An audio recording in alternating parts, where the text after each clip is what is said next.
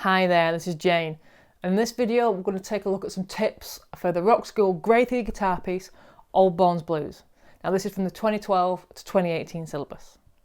The first thing we need to do is get our amp settings sorted. So if you have a look in the walkthrough, which is just behind the piece in the book, it tells you how to set your bass, your middle, your treble and your gain for your amp. So we want that gain to be quite high, we want a nice bluesy overdriven sound going on here, but we also want to be able to boost the gain for the solo section. So what we'd actually do is take our volume control and let's put it down to about number 7 for the bulk of the tune. And when we get to that solo section, we'll just quickly turn the volume up before we carry on with the solo. And then at the end of the solo, just turn it back down again. So what that does, it takes an edge off the actual gain for the bulk of the tune for the rhythm section and then just boosts it for your solo. And it sounds great. Now once we've got the amp settings sorted, we need to start looking at the tune itself. Now hopefully the first thing you'll have noticed is a little symbol which is next to the tempo marker at the top of the piece. Okay, it looks like this. So I'm just popping up on the screen for you. Now what this is doing is it's telling us we're going to be playing with a swing rhythm in this tune. Now normally when we're playing a tune, we're playing in what's called a straight rhythm. All the notes are nice and even. Now this tune wants us to swing the quavers or the eighth notes. Okay, so what I'm going to do first of all is I'm just going to play you a normal bar full of quavers that have got a nice straight rhythm, which is how you would normally play them. Okay, so this is what that sounds like. 1 and 2 and 3 and 4 and. So you can hear that all the notes are nice and evenly spaced. Okay, they're all worth half a beat each, because that's what a quaver is, half a beat. But when we're doing it with a swing rhythm, we have to change this around a little bit. What we want to do for a swing is make the note that's on the beat, the 1, the 2, the 3, the 4, slightly longer than the note that's on the and of the beat. Okay, so the note that's on the beat is going to be worth 2/3 and the note on the and is going to be worth 1/3, which changes the emphasis a little bit and it just gives it that nice feel that you get with a lot of blues tunes. So what I'm going to do now is I'm going to play that same bar again, bar full of quavers, but this time I'm going to swing the quavers so you can hear how it sounds different from the straight rhythm. Here we go.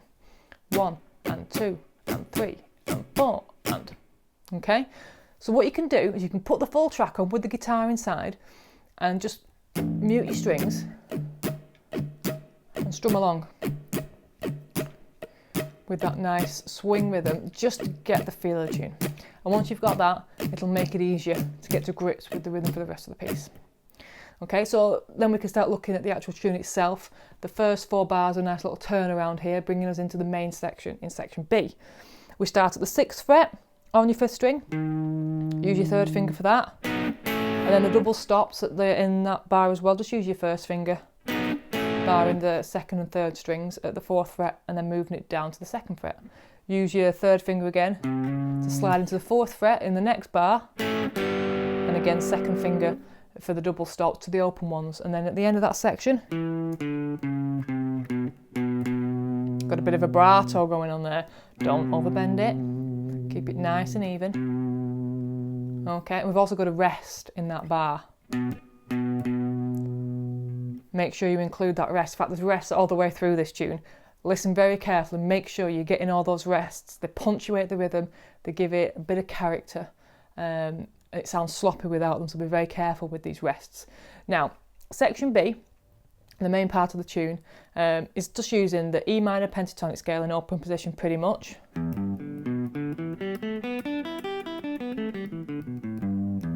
It is throwing the blues note in, which is your B flat note at the 3rd fret on the 3rd string as well. So if you know your E minor pentatonic scale in open position, you'll be fine with this section.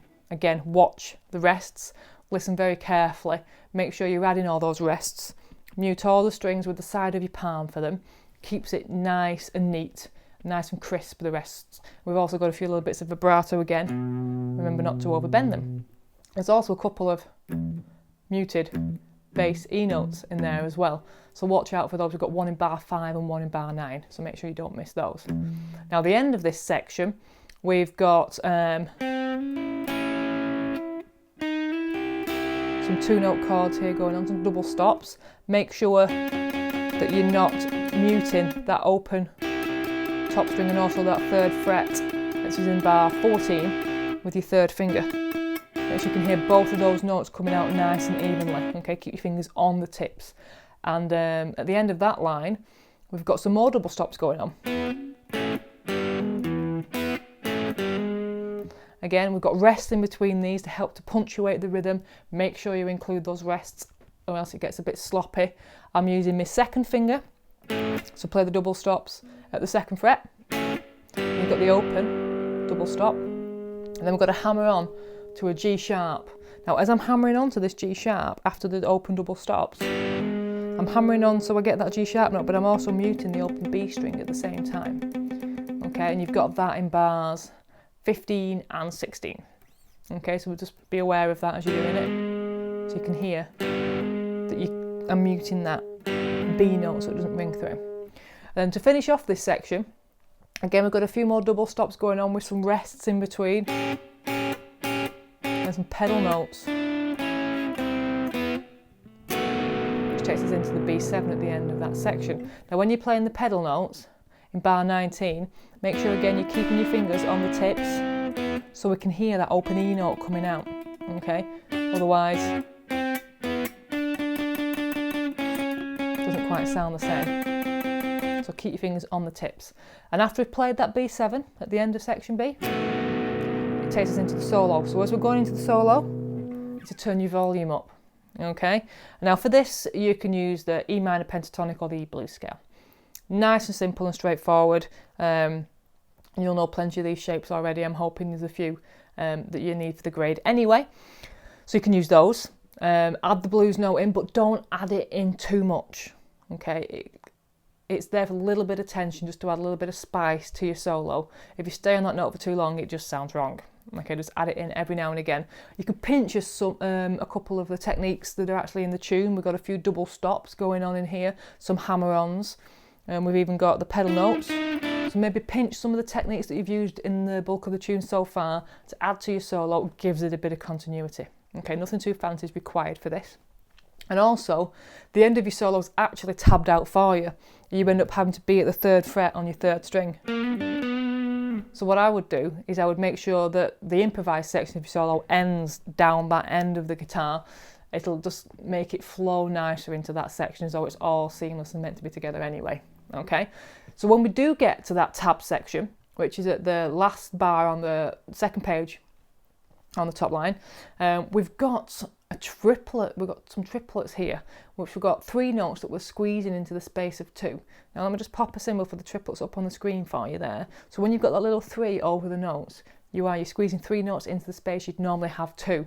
So we've got this triplet in bar 28 and in 29 as well at the end of both of those bars. So normally when we're playing quavers, we just have 1 and 2 and 3 and 4 and, if it was a straight rhythm. In this case we're playing with a swing, so it'd be 1 and 2 and 3 and 4 and. But if we added the triplets in there, we're going to be making sure that every single beat has 3 even notes in it. They're all worth a quarter of a beat each. So this would sound like this: 1 and a 2 and a 3 and a 4 and a. So make sure when you're playing those triplets, you play them as thirds, okay?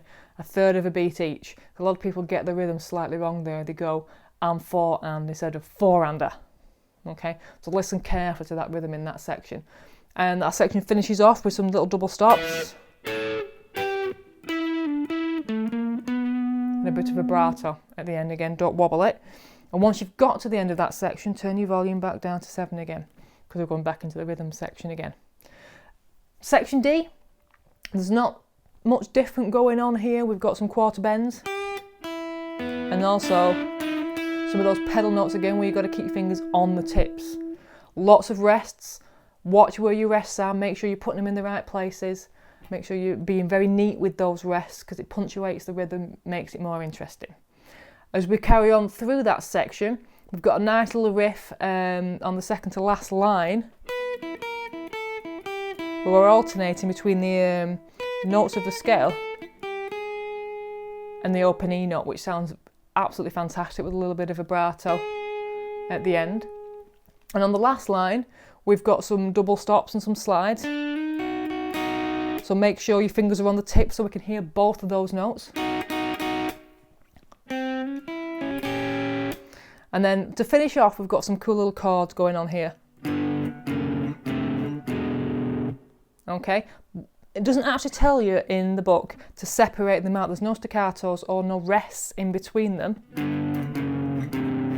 But if you don't separate them out, I don't think anyway, it sounds messy. So I just, as I'm going for the next strum on the next chord, I just mute it so it makes it nice and clean, apart from the very last two notes. I'll let them ring on. Okay, so I'm just using my first and second finger for those notes and moving them down from the 5th fret down, and then playing the F7 and the E7 at the end. So there's nothing really complicated in this tune, apart from the rhythms. There's lots of rests going on in there, the double stops and the pedal notes. Okay, the solo itself won't be complicated. The blues scale, the E minor pentatonic scale, these are the scales that hopefully you already know, especially in the key of E. It's a very popular key for the guitar. So all you need to do is take it nice and slowly, really concentrate to make sure you're getting that feel right with that swing rhythm. Okay, slow the tune down, play it at about 60% to start off with, to get a nice good feel for it, and then gradually build the speed up. It'll help you be a bit more consistent with the tune. If you jump in straight at full speed, you'll make plenty of mistakes and you won't have time to think about what you're actually playing. It'll end up being messy and you'll get quite frustrated. So take it nice and slow, gradually build the speed up, play it in different sections. You don't have to play it all in the right order, and then when you feel comfortable, paste it all together, and then, like I said, gradually build the speed up. Take your time, have some fun with it. It's a nice, fairly straightforward tune to play for grade 3, and I hope you enjoy it. Thank you very much. Don't forget to subscribe to my channel if you like what you've been watching today. I'm going to be doing plenty more videos for the Rockschool exams, both for guitar and bass, with tips for all the pieces and also extra tips for the exams as well. There's lots of lessons on my website that you can't get on YouTube, and if you contact me via Facebook and Twitter, you will get updates on those. All the links are in the description below. I also do Skype lessons for people who are studying for their exams. I've got quite a few people over the country at the minute who are studying for their exams, and I'm helping them with that. So if you're interested in Skype lessons, contact me through my website. Again, the links are all below in the description. Hopefully you found this video informative. Thanks for watching, and I look forward to seeing you again soon. Thanks very much.